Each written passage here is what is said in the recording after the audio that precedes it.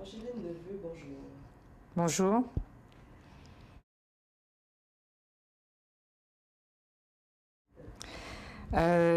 Oui, moi je reprendrai ma propre histoire,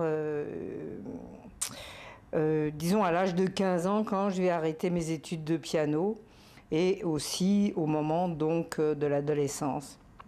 À ce moment-là, je me rends compte que il n'y a pas grand-chose de très sympathique à l'horizon qui pointe pour de la part pour notre génération et je me sens quand même très isolée. Puis ce dont j'entends parler par les plus âgés, c'est de militantisme et là encore, moi ça me plaît pas. Ça m'intéresse pas de passer d'un carcan familial à un autre carcan plus ou moins militaire. Et donc, tous les groupuscules dont j'entends parler m'intéressent dans le sens où, bon, c'est quand même nouveau, il y a des idées nouvelles, il y a des choses nouvelles, mais moi, personnellement, j'ai absolument pas envie d'adhérer à un groupuscule quelconque. Et puis, la vie va comme ça jusqu'à la philo, où là, je me retrouve dans une espèce d'effervescence politique, tous azimuts. Je veux dire, il y a des gens d'extrême droite dans la classe, il y a des gens il y a des trotskistes à l'extérieur qui nous attendent régulièrement pour nous passer de la propagande. Et nous, on a des copains qui sont déjà à l'université de Nanterre, où moi j'avais été l'année d'avant suivre les cours de Lefebvre. Je veux dire, c'est un clin d'œil assez drôle on va savoir, quand par la suite on va aller saboter le cours de Lefebvre. S'insurger, c'est-à-dire que nous sommes quand même la première génération à ne pas avoir vécu la guerre et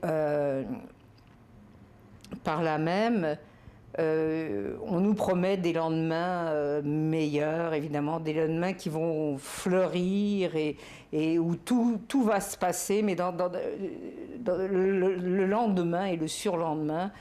Et bon, je pense que toute ma génération à ce moment-là est un peu tannée de cette espèce de, en tout cas en Europe, de cette espèce de promesses un peu illusoires que tout va changer, que la vie va être belle, que nous, on va voir la belle vie, parce que c'est comme ça, alors que rien ne se passe vraiment. Donc, moi, quand je suis en philo, je suis bien contente de voir des gens qui sont sur le terrain et on va savoir par un copain qui va être un des enragés de Nanterre, Pierre Carrère, qu'ils ont besoin d'autres personnes qui sont dans cet état d'esprit. Et donc nous, en étant à Paris, on va aller à Nanterre donner un coup de main et faire partie par là même des enragés de Nanterre. À chaque fois, c'est un groupe qui fait référence à la Révolution française. Euh, et c'est un groupe qui se veut informel. Et puis moi, tous ces aspects-là m'intéressent. Je veux dire, même si dans l'histoire, ça va rester les enragés de Nanterre, à peine le groupe est-il formé qu'il doit être déjà dissous. Et donc, encore une fois, moi, c'est ce, tout cet aspect éphémère des actions qui m'intéresse. Ceci posé, parmi nous, il y a le plus jeune des enragés, René Riesel, qui a 16 ans, 16 ans à ses deux bacs, est à l'université, etc. Et qui, lui, est en contact constant avec Debord. Et d'une certaine façon, c'est Debord qui tire les ficelles par en arrière et par l'intermédiaire de Riesel.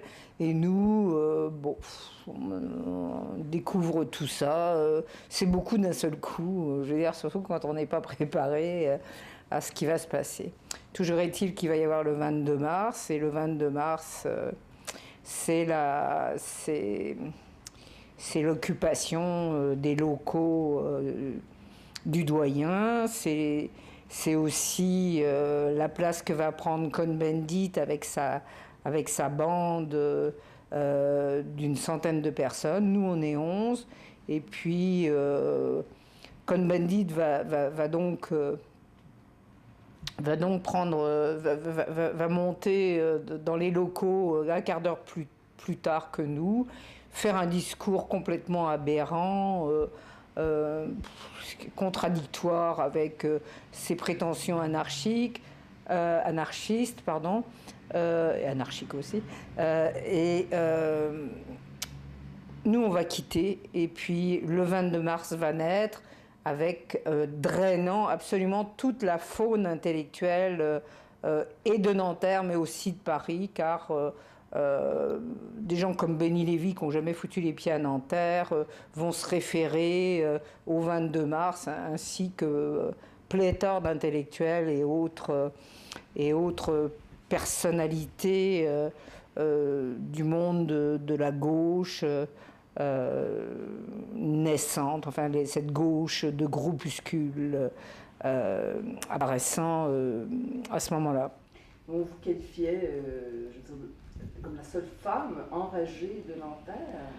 Oui, c'est précisément, je veux dire, vu la mouvance et la conception du groupe, dans la mesure où le groupe fut éphémère, moi j'étais là quand il y a eu les grands moments. Donc c'est ça. De toute façon, c'est vrai, il n'y avait pas beaucoup de femmes, puis je les comprends. Enfin, je veux dire, c'était assez fou et assez suicidaire d'être dans ce groupe-là et surtout d'y rester. Car quand même, ce que je dois dire, c'est que mai 68, c'est mai 68, donc le temps, un peu avant quand même, mais pour la plupart d'entre nous, mais ce n'est que le mois de mai 68, et pour moi, ça va durer 8 ans. Alors c'est mai 68, parce qu'à la rentrée, il y a le, comment dirais-je, il y a le, on agite le spectre du chômage, et tout le monde rentre dans les universités, les écoles et au travail. Hein.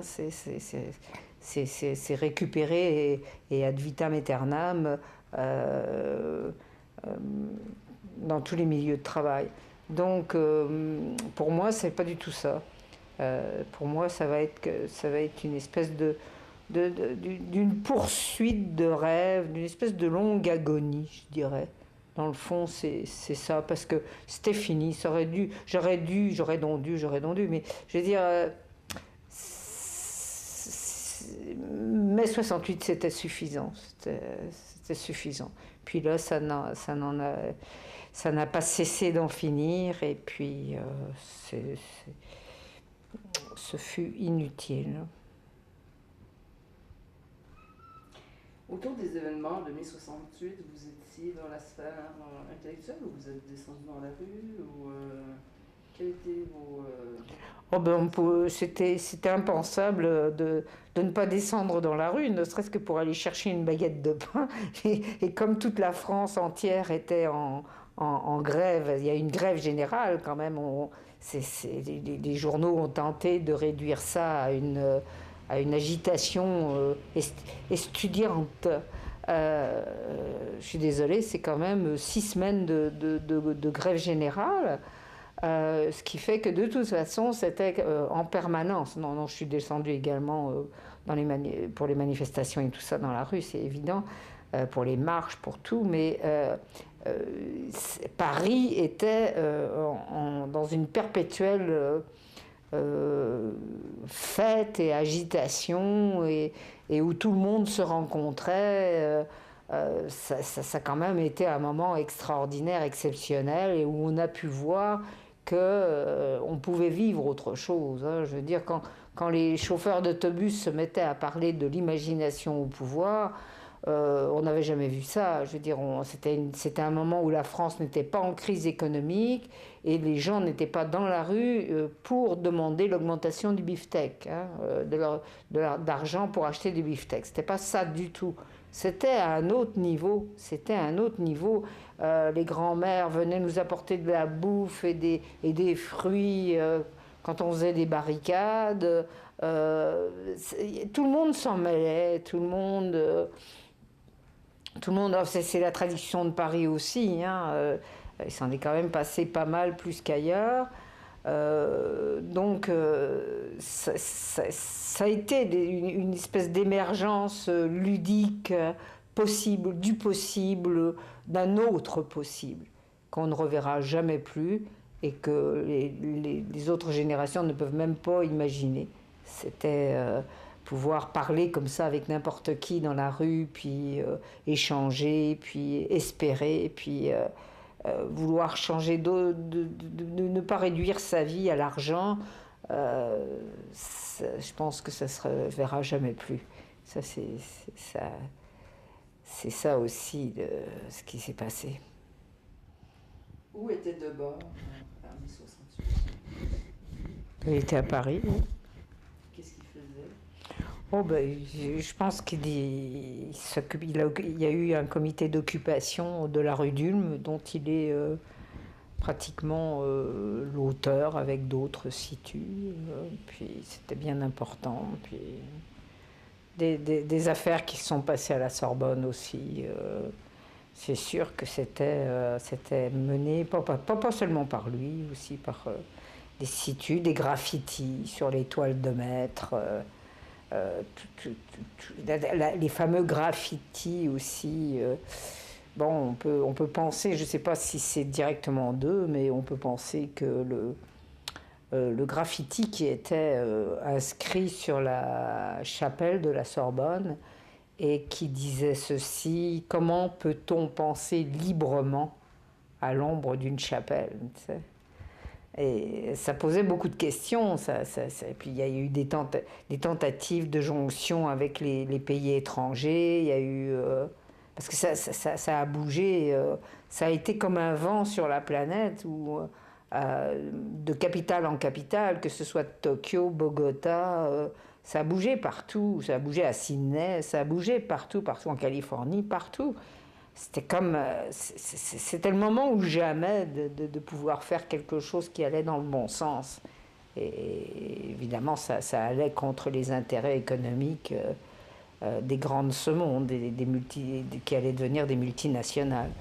Donc, c'est impensable que ça puisse exister. Mais ça fait rien. Ça a existé. C'était du domaine du possible. Et parce que, je veux dire, la génération d'avant, quand on regarde les États-Unis, tout ça, c'est Timothy Leary qui, avec le LSD, c'était pas rien l'histoire du LSD, c'est banalisé aujourd'hui, volontairement du reste, par les médias qui réduisent les baby-boomers à des drogués, des mecs qui s'envoient en l'air. Disons que Timothy Leary, c'était pas vraiment un con non plus.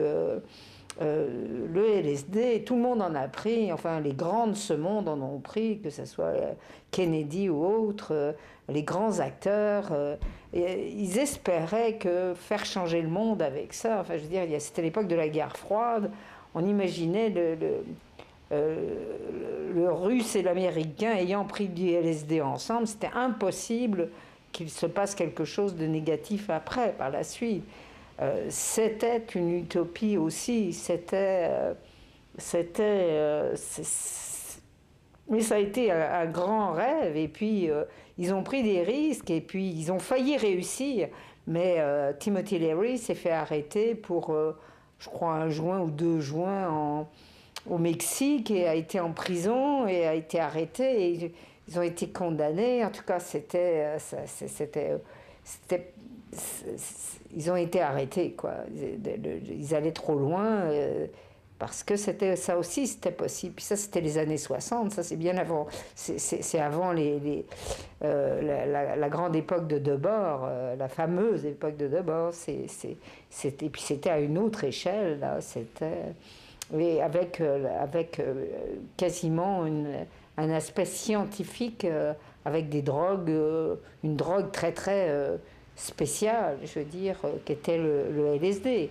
Moi, je ne suis pas sûre de parler de la force de pouvoir parler de la force charismatique de Guy Debord comme ça. Je veux dire, on n'a jamais autant parlé de Debord depuis qu'il est mort. Moi, je n'ai pas connu Debord dans ce contexte-là. J'ai connu 15 personnes pendant 10 ans, moi. C'est pas une vie sociale quand on a entre 20 et 30 ans.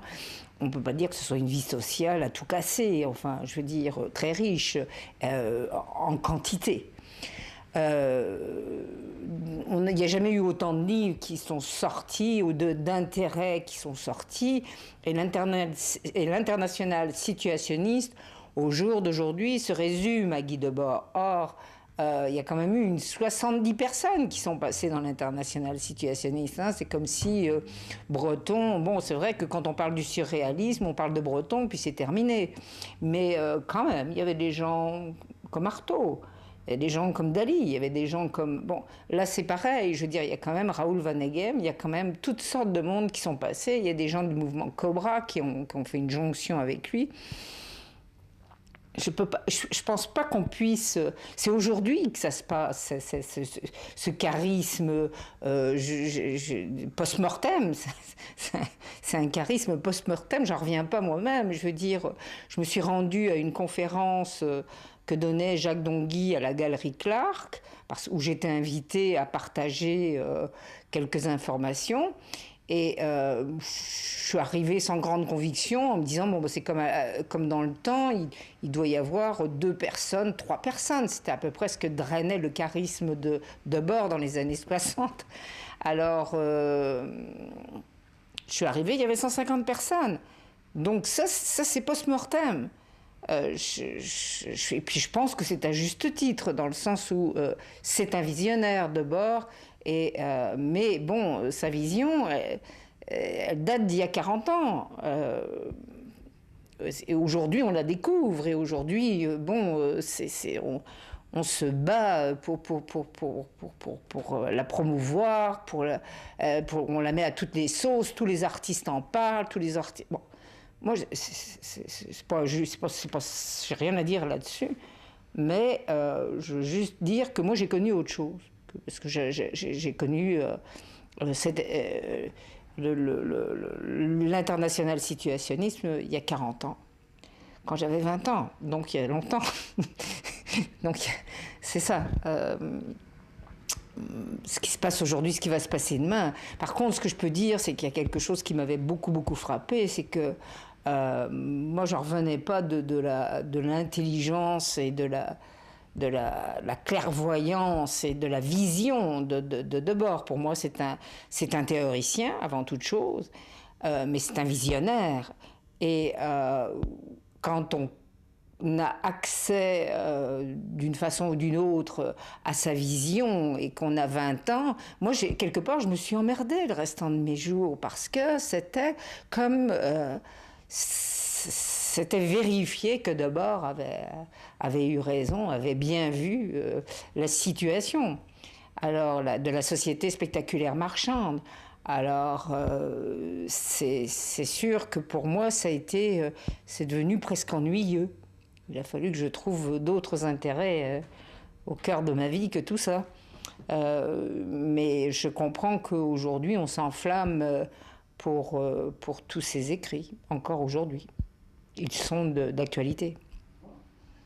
Vous, comme femme, parce que vous représentez pratiquement comme unique femme l'enragée de Nanterre, comment dans votre subjectivité de femme, votre vécu de femme, vous avez vécu ces années auprès d'un courant où finalement les hommes avaient le haut du pavé, non?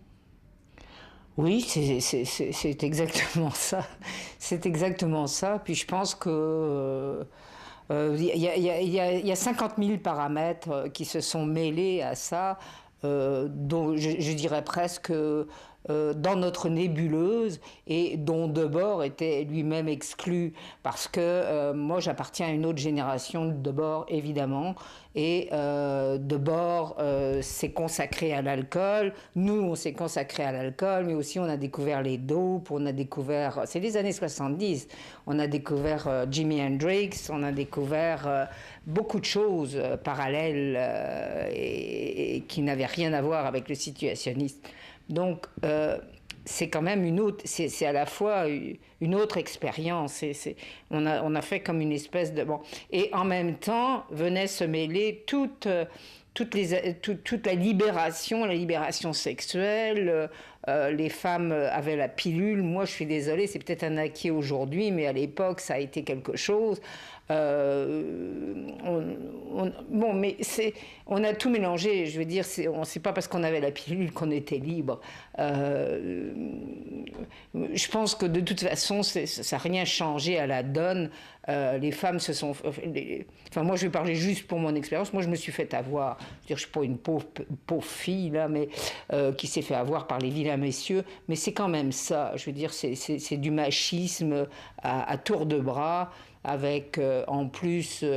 les sous-produits internes qu'il y avait dans toute cette nébuleuse, à savoir que les jeunes situent ceux qui avaient accepté, parce que moi j'ai refusé, on nous a proposé à tous évidemment d'adhérer après 68, moi j'ai refusé à cause de la poésie, les autres faisaient, enfin je veux dire quelqu'un comme Sébastiani qui était mort de trouille à l'idée d'aller aux réunions de Debord, revenait puis jouait aux grands prêtres et aux staliniens, enfin je veux dire, était capable de faire des procès parce qu'un tel n'avait pas un comportement qui leur convenait. Je veux dire, enfin, je pense que tout a été reproduit, le meilleur et le pire dans tout ça. C'est pas... Quand je vois ça avec les années de recul et tout ça, alors qu'on semblait, je m'excuse, mais on semblait réinventer la poudre. Hein. Et puis, au bout du compte, il n'y a pas grand-chose qui se soit passé de fondamental. Pour moi, en tout cas, je vois plus ça comme ça maintenant. Pas du tout. Merci. Carte blanche, donc je reprends. Je veux juste ajouter par rapport à cette période expérimentale. Donc on voulait réinventer l'amour, hein, c'est ça, puis la non-propriété et la liberté. Et en fait, on passait des nuits à boire, mais à parler de la jalousie plutôt que de faire l'amour, quoi. C'était déchirant, c'était... Ça n'a pas été, enfin pour moi personnellement, c'est pas du tout heureux. C'est une période vraiment noire qui va d'ailleurs se terminer de manière très sinistre. Voilà, c'est un petit ajout concernant la jalousie parce que on espérait beaucoup changer le monde, y compris même là-dessus. Enfin, on pensait à Fourier. Mais entre ce qu'on pouvait dire, ce qu'on pouvait lire, ce qu'on pouvait aimer ou souhaiter, et ce qu'on réalisait dans la pratique de la vie quotidienne, c'était deux mondes, c'était l'opposé, pratiquement. Mais quand même, c'était un mouvement politique, donc il y avait déjà... des précautions à prendre. D'abord, il n'y avait pas le téléphone, on passait chez lui pour laisser des mots. Je veux dire, il y avait quand même un minimum sérieux, là, c'est sérieux cette affaire-là aussi. C'est pas seulement, c'est un truc. Aujourd'hui, c'est devenu un courant d'idées complètement récupéré, branché, et puis bon. Mais c'était politique, fondamentalement politique. Donc, on a été comme obligé de ne parler de ce qui se passait à personne, de ce qu'on savait à personne, donc de se tenir avec la même gang. Donc l'enfermement, il allait de soi. Je veux dire, quand on passe 10 ans, et quand on est jeune comme ça, et qu'on passe 10 ans avec les mêmes personnes, et que ces mêmes personnes sont au nombre d'environ une quinzaine, c'est sûr que ça ne peut pas déboucher autrement que sur un enfermement, sur un cercle très clos, très étouffé, où ça finit par dégénérer. Forcément, je veux dire, il n'y a pas assez d'air, il n'y a pas assez de mouvement, de mouvance personnelle à l'intérieur d'un groupe comme ça. Et puis, donc, moi, je pense aussi que l'alcool aidant, ça a créé beaucoup de conflits, d'autres conflits. Ça a exacerbé les conflits qui étaient sous-jacents à ce groupe et à cet enfermement. Ah mais oui, il y avait un côté comme ça, il y avait curieusement, parce que en même temps, je veux dire, c'est l'antithèse. Mais ça, je pense que plus ça va, plus je réfléchis là-dessus, plus je pense que c'est la dégénérescence des idées de Debord, revues et corrigées par les enragés. Mais faut dire que ça dégénérait de partout. Hein. Debord foutait tout le monde en l'air, et les jeunes situs faisaient la même chose à leur niveau et à leur niveau de nébuleuse. Et puis voilà, quoi. Je veux dire, c'était d'une rigueur ridicule qui n'avait plus rien à voir, je pense, avec le situationnisme. Moi, je pense que je pense que la chose que j'ai le moins acceptée, c'est quand Debord a viré Van Eghem, quoi. Ça a été le top du top. C'était... Pouvez-vous nous l'expliquer? Oui, il n'y a rien à expliquer. Je veux dire, c'est un de ses compagnons depuis je ne sais pas combien de temps. Puis quand Debord, pour d'obscures raisons, a nettoyé Van Eghem, comme il a nettoyé les autres, c'est tout. C'est des méthodes staliniennes. Je veux dire, on peut avoir un conflit avec quelqu'un où ça se discute, je sais pas. Mais c'est le côté je prends, je jette qui me c'est toute l'histoire de ma génération, que ce soit entre les hommes et les femmes, on a hérité ça vraiment du stalinisme. Tu fais pas mon affaire, hop, tu vas dans les camps de concentration, je te descends, je te tue, Bon, pour moi, aujourd'hui, et même à cette époque-là, je pensais qu'il y avait quand même d'autres façons de résoudre des conflits. C'est tout. Même s'il y a des désaccords profonds, je veux dire, théoriques ou autres, c'est évident, je veux dire, mais les méthodes, non. Les méthodes, non. D'emblée, j'ai su que Debord disait que l'art était mort et que du reste, c'était déjà un détournement d'une phrase de Kurt Schwitters qui disait « l'art petit bourgeois est mort ». Ce qui est quand même pas la même chose, ou si c'est la même chose, peu importe. De toute façon, c'est ça. Moi, ça m'intéressait plus d'être une artiste que de faire mes affaires, faire mes recherches, que de tomber là-dedans, puis de ressasser ces choses-là. Enfin, je veux dire... ça ne m'appartenait pas, ça appartenait à Debord, je veux dire. C'est ça, moi, je ne me suis pas identifiée à ce point-là, même si je trouvais que c'était...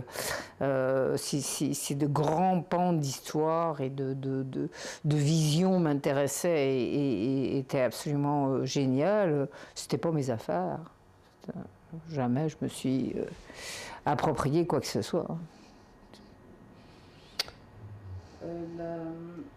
L'alternative à la société du spectacle, le Camp de bord parle de l'idée des rencontres et des rassemblements, des échanges entre personnes. Est-ce que c'est une alternative qui a marqué votre vie? Est-ce que c'est des options que vous avez prises? Oui, oui, d'une certaine façon, mais enfin, je veux dire, vous me dites ça, puis en même temps, moi, ce qui monte, c'est tout ça semble très beau, mais dans la réalité, Debord a viré tout le monde. Alors, de quoi on parle? Je veux dire, ce qu'il y a, c'est que entre ce qu'on propose et qui est très intéressant, puis la réalité, il y avait comme parfois des fossés, sinon des ravins monumentaux. Donc, oui, bien sûr, les rencontres, les fameuses rencontres et tout, mais encore là, bon, ouais. Je veux dire, c'est ça. C'est à la fois l'idée des rencontres et en même temps l'idée de, bon, on vit, on est au milieu de 10 personnes, puis on reste 10 ans avec les mêmes 10-15 personnes. Je ne sais pas où sont les rencontres, à part changer de compagnon. Parmi les 10 personnes, je ne vois pas où sont les rencontres. Mais encore une fois,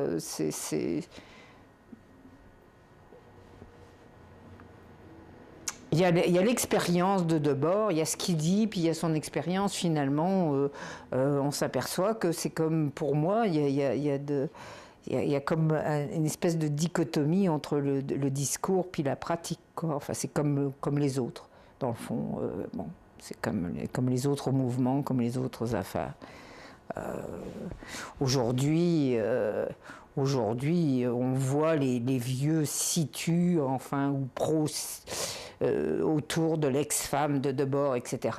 Et plus personne se parle, mais quand il y a un mot dit sur Debord, tout le monde se téléphone pour savoir s'il a l'absolution papale ou pas. Alors c'est un peu grotesque. C'est un peu grotesque ce qui se passe aujourd'hui, et tandis que là, justement, c'est la floraison des livres en tout genre, puis que c'est fini. Enfin, je veux dire, c'est fini quelque part. C'est vraiment fini, là. Ça peut pas être plus récupéré, quoi. Comment vous expliquez ce regain Je vous dis parce que la mort a libéré, a permis à tout le monde de pouvoir enfin s'exprimer. Parce que personne de son vivant n'osait dire quoi que ce soit. Tout le monde, c'était la terreur quand même, il ne faut pas oublier que le stalinisme, c'est la terreur.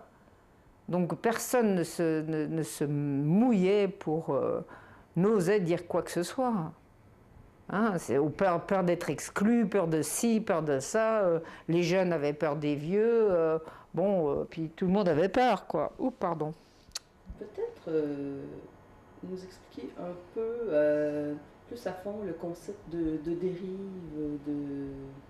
Moi, il y a quelque chose quand même, il y a des prémices que j'aurais aimé dire dès le départ, c'est que c'est ma vision, c'est mon expérience. Je n'en parle en aucun cas au nom de l'international situationniste, au nom de qui que ce soit. Moi, j'ai une voix, j'essaye de la suivre comme je peux, et ça a toujours été, malgré tout, même si je suis passée par ce grand détournement, je ne parle qu'en mon nom. Parenthèse fermée. La dérive, ça c'était aussi très très marrant, c'était des propositions fantastiques, je veux dire quand on est jeune surtout, et en santé. Je sais pas, on pouvait partir 2 jours, 3 jours. Nous, la plus grande dérive qu'on ait faite, je pense, c'est de 5 nuits, 5 jours, dans les rues de Paris. Et à ce moment-là, tout était possible aussi, parce qu'il y avait un autre contexte à Paris. Je suis sûre qu'aujourd'hui, ce serait plus possible. Il y avait les halles où on pouvait aller se restaurer pour pas trop cher, et où il y avait une vie absolument de nuit et formidable. Et puis avant 68, ça a été une des conséquences de 68, ça a été que tous les bars ont fermé auraient été obligés de fermer à 2 heures du matin et que s'il y avait plus de 3 personnes, c'était considéré comme un attroupement, donc comme un délit, donc on risquait de se retrouver en prison. Ça a l'air de rien, mais ça a changé complètement la figure de Paris, la vie à Paris. Paris est devenu, bon, ce qu'elle est devenue. Beaucoup moins intéressante, c'est évident. Nous, on se retrouve jeunes avec tous ces concepts à expérimenter dans un Paris encore vivant. Et puis, on en a profité. Alors, c'est sûr qu'à ce moment-là, les situations ne sont pas pareilles. C'est sûr que ce genre de dérive décloisonne le mental, les habitudes, la domestication. Aujourd'hui, je dirais la domestication qui nous a forgé de ces horreurs. Si on passe 5 nuits, 5 jours à dériver dans les rues, dans les restaurants, avec de l'alcool, en allant au cinéma, en parlant avec n'importe qui, en faisant les 400 coups, c'est sûr qu'on ne revient plus pareil chez soi. Ça, c'est sûr. C'est une réflexion parfaitement complète dans son univers à lui.